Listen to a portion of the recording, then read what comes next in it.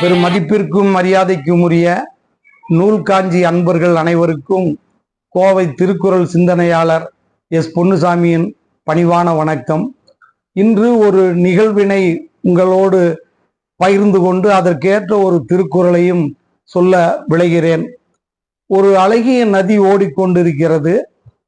அதை விட்டு சிறிது தூரத்திலே ஒரு நகரம் இருக்கிறது.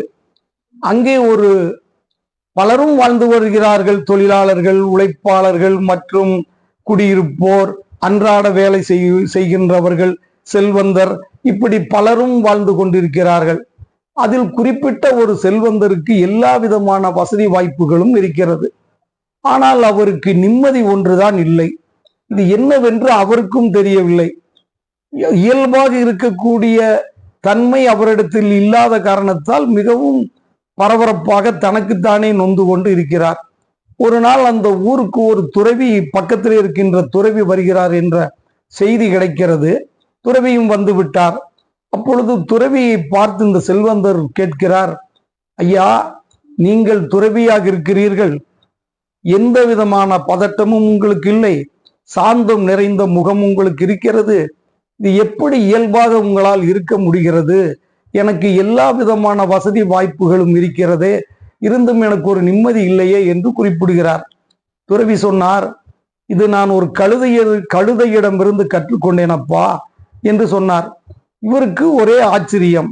என்னையா, மனிதனாக இருந்த எனக்கு இவ்வளவு பிரச்சனை, நீங்கள் ஒரு கழுதையிடம் இந்த பாடத்தை கற்றுக்கொண்டேன் என்று சொல்கிறீர்களே என்று கேட்டார். அதற்கு துறவி சொன்னார், ஒன்றும் பிரச்சனை இல்லை, நாளை காலை என்னுடைய அலுவலகத்திற்கு, என்னுடைய ஆசிரமத்திற்கு வா என்று சொன்னார். இவரும் அடுத்த நாள் காலையிலே துறவி சொன்னபடி அந்த ஆசிரமத்திற்கு செல்கிறார். சென்ற உடனே ஒரு முன்னால் இருந்த ஒரு கல்லின் மேல் அமர சொல்லிவிட்டு, இங்கேயே பார்த்து கொண்டிரு, இன்னும் சில நேரத்தில் ஒரு கழுதை வரும் என்று சொன்னார்.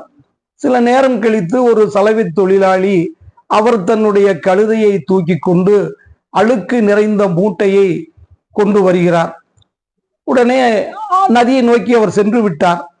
உடனே வந்த செல்வந்தர் துறவியை பார்க்கிறார், ஒன்றும் புரியாமல். உடனே துறவி சொன்னார், ஒன்றும் பிரச்சனை இல்லை, நீ பொழுது வரைக்கும் இங்குதான் இருக்க வேண்டும், நம்முடைய ஆசிரமத்திலே வந்து உணவெல்லாம் மருந்து விட்டு மீண்டும் வந்து இதே கல்லின் மேல் அமர்ந்து கொள் என்று சொல்கிறார். அதே சொன்ன பிரகாரமே அவரும் செய்கிறார். மீண்டும் மாலை நேரத்திலே எல்லா துணிகளையும் வெளுத்து மிகவும் தூய்மையோடு அந்த மூட்டையை தூக்கி கொண்டு அதே கழுதை வருகிறது. அது இவரை கடந்து செல்கிறது. இப்பொழுது துறவியை மீண்டும் செல்வந்தர் பார்க்கிறார். அப்பொழுது துறவி சொல்கிறார், ஐயா, காலையில் இந்த கழுதை அழுக்கு மூட்டையை தூக்கி கொண்டு சென்றது, கொஞ்சம் கூட கவலையோடு செல்லவில்லை, தன்னுடைய இயல்பாக சென்றது.